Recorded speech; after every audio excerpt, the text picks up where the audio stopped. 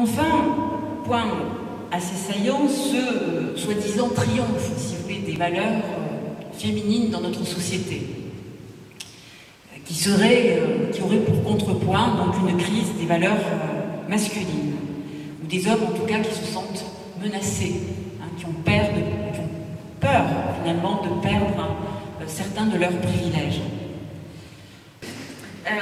Oui, ce que nous apprennent en fait, ce qui est intéressant, c'est que de voir aujourd'hui des hommes qui s'emparent de ce qu'ils appellent justement cette histoire de la virilité pour répondre à cette question de la crise des valeurs masculines, d'une crise de la virilité. Et je pense que c'est une bonne chose que des hommes, plus que des femmes d'ailleurs, s'emparent de ces questions-là. Et donc là, il y a un remarquable travail historique qui a été effectué par un ensemble d'historiens, une histoire de la virilité en 3 volumes, de l'Antiquité à nos jours. Et bon, pour ce qui nous intéresse, la période qui nous intéresse, je partirai du tome 3 qui est dirigé par Jean-François Courtine. Et au fond, je trouve très intéressant cette approche historique qui nous montre que finalement,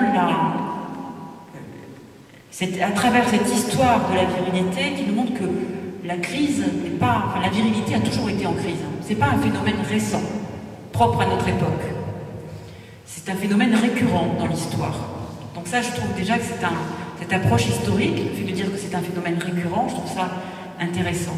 Mais c'est vrai qu'elle a pris des formes probablement plus profondes au XXe siècle. Et si l'émancipation des femmes a bien sûr joué un rôle dans cette crise-là, c'est pas le phénomène premier, c'est pas la cause première. La cause première, c'est la déflagration de la Première Guerre mondiale. Donc je trouve ça aussi intéressant, qui a porté un coup mortel à l'idéal de la virilité. Donc la Première Guerre mondiale, selon Jean-Jacques Courtine, pour reprendre ces termes, pourquoi? Parce que c'est le triomphe de ce qu'il appelle le triomphe de l'acier sur la chair. Donc c'est la fin de l'affrontement guerrier, du corps à corps, qui était une épreuve de la virilité. L'affrontement d'homme à homme. Là, c'est la confrontation de l'acier avec la chair et puis le retour de soldats mutilés, blessés dans leur chair. Il existe également d'autres facteurs que repèrent ces historiens, comme par exemple l'avènement du machinisme, qui va se substituer à la force musculaire, mais aussi les crises économiques, notamment la crise de 29, et donc bien sûr les revendications égalitaires, avec aussi, je trouve ça aussi très intéressant, la disparition progressive des lieux de l'entre-soi masculin. Ça, je trouve ça très intéressant, que les hommes avaient besoin, pour se construire en tout cas comme hommes, et ont besoin aussi de cet entre-soi masculin. Ce que Courtine appelle l'auto-engendrement du mal. C'est quelque chose qui se fabrique, qui se construit, qui se transmet entre hommes. Et pour cela, il y avait des lieux. Le bordel, dit-il, le fumoir, la caserne, la salle de sport. Aujourd'hui, peut-être c'est encore le sport, la salle de sport, je dirais, même si les salles de sport deviennent de plus en plus mixtes aussi, mais on va dire les vestiaires, les cafés aussi. En tout cas, le fait que les hommes ont besoin, pour se construire comme hommes, de se retrouver entre eux. Ce qui est vrai d'ailleurs aussi pour les femmes. Il y a quelque chose qui se transmet, là aussi, qui ne se transmet que dans l'entre-soi et pas forcément dans le partage.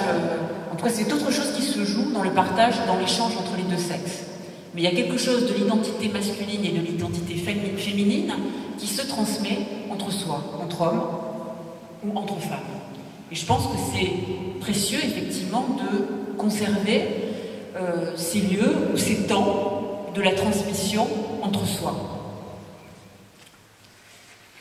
Alors, si les hommes peuvent avoir le sentiment de perte, d'une perte, ou d'une déchéance de l'histoire de la virilité, c'est que cette histoire, c'est vrai qu'elle s'est beaucoup construite sur le modèle du corps masculin et d'un corps masculin en érection, dont on comprend finalement qu'elle puisse être hantée par une angoisse, l'angoisse de la défaillance, l'angoisse de la panne, l'angoisse de l'échec, l'angoisse de l'impuissance.